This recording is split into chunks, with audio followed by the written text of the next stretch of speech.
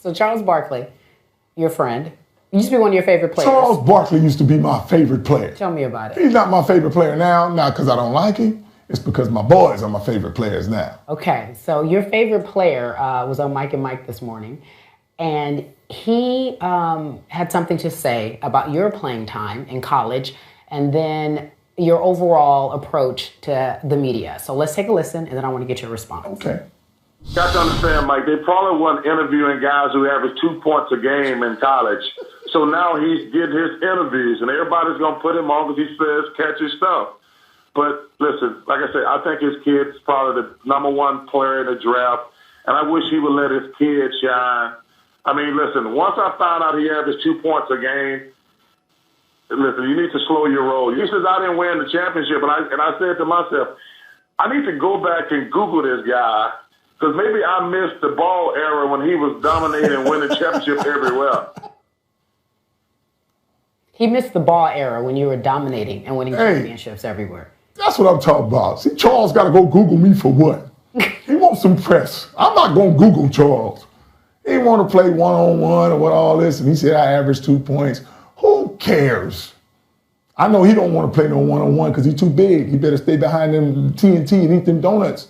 But he said that he wanted to go one-on-one with you. He don't want to do it. He's just talking. He just want more press now, see? The only thing he talking about, he ain't even talking about basketball no more. He just got to come at me so he can stay relevant. Because it looked like he fading now. Poor Charles. That's my boy, but poor Charles. Poor Charles. Okay, so... He'll be all right, though. I'll send him some Krispy Kreme donuts, and, he'll be my friend again. So, Chuck, if you're listening, you can respond to that. Meanwhile, did you hear what he had to say? He said he wants you to let his boys play. Is there any truth to that you're taking them playing? How am I stopping them from playing? They're out on the court. If you stop somebody, that means you got to tie them up and pull them to the side. I just watch my boys play the same thing they've been doing for years. It's just the way I talk about them and the way they play. It's just getting it all on camera now. But it's good for conversation. It's good for conversation. You know that.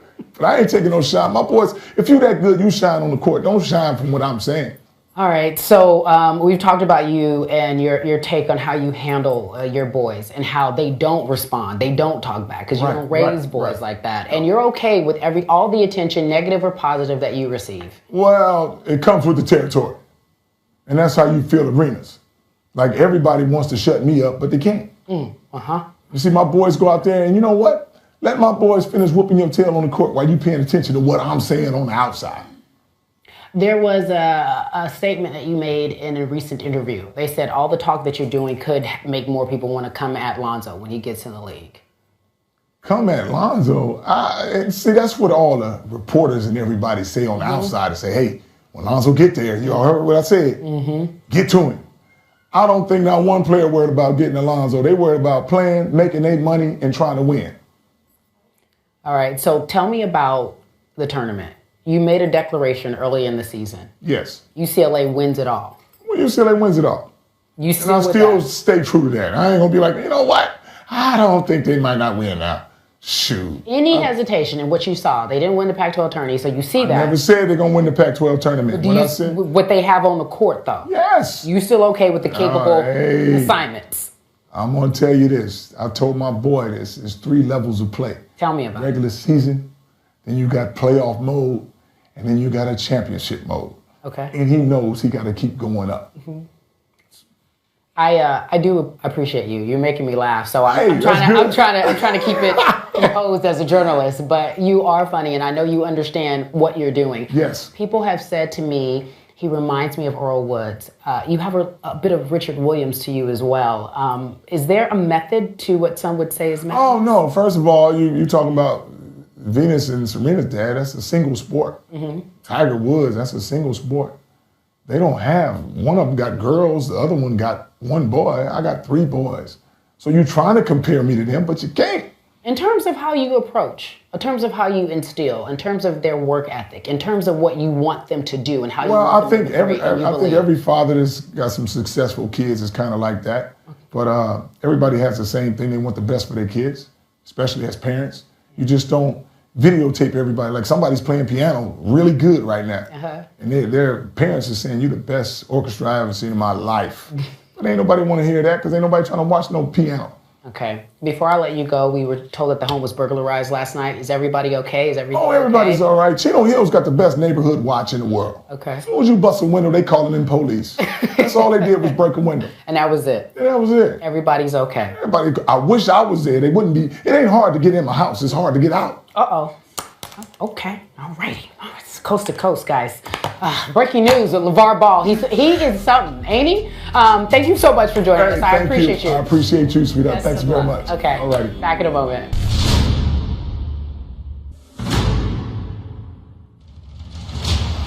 Should the Spurs foul? Should Miami go for the three right away? James catches, puts up the three. Won't go. Rebound Bosh. Back out to Allen. Bang! Tie game with 5 seconds remaining.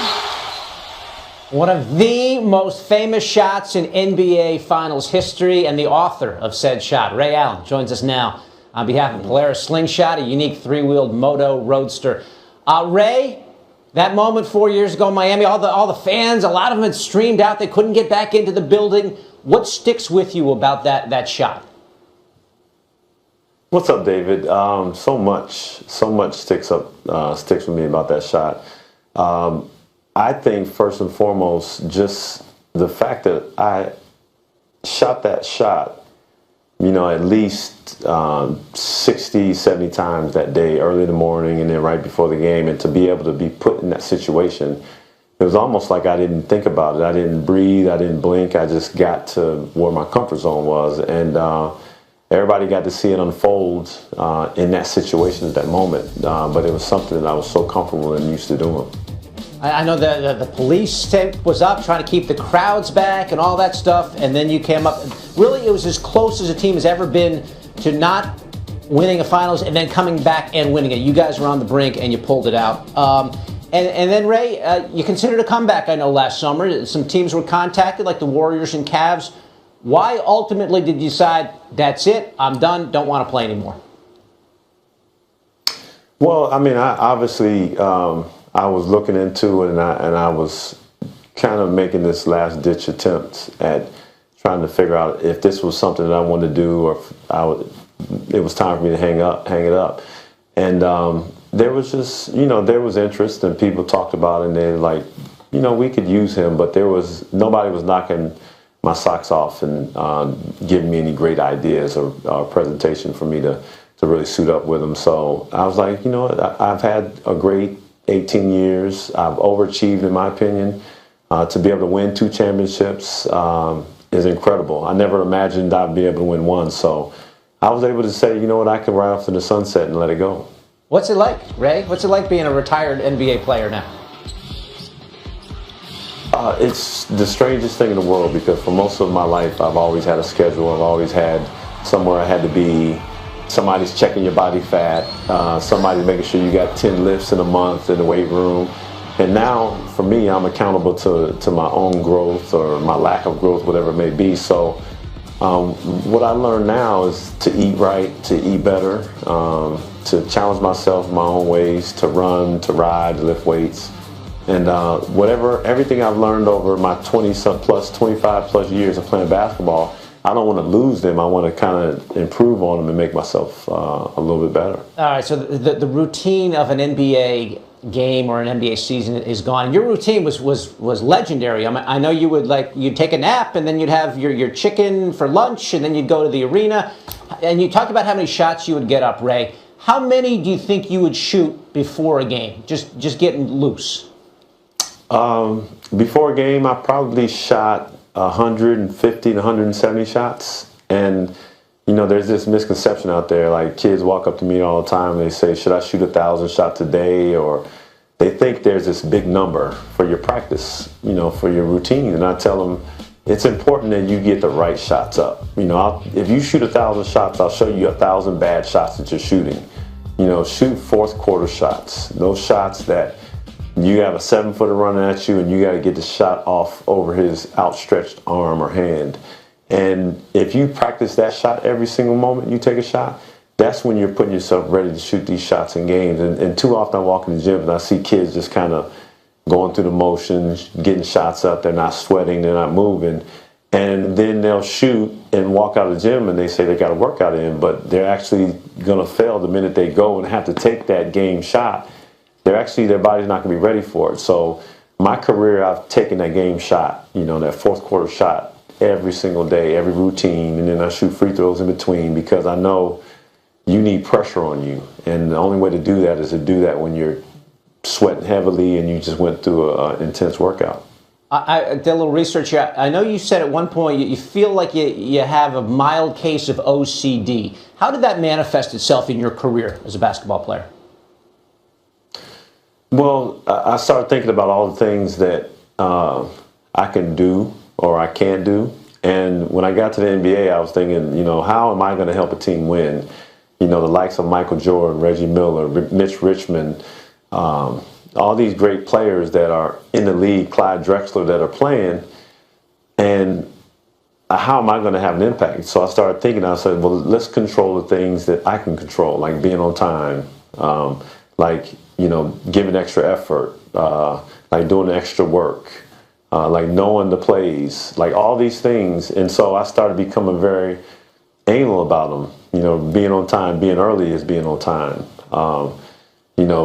Being the first one in line, doing all the routines. If we were doing a figure eight in practice, I made sure that I was at the front of the line and tried to figure out and learn everything I need to learn. So before you know it, I started figuring everything out. And then I started wanting things the way they're supposed to be every time so I can figure them out. And I never got behind. And before you know it, I started really learning how to shoot and learning the routine and sticking to the guys that really could shoot on a team. And those guys made me better, and I made them better. And then ultimately, I got the hang of it. And then I became really good at it. You sure did. The best shooter in the game in your time, the NBA's all-time leader in three-pointers made, Ray Allen, joining us today on Coast to Coast. Ray, we appreciate the time. Thank you so much.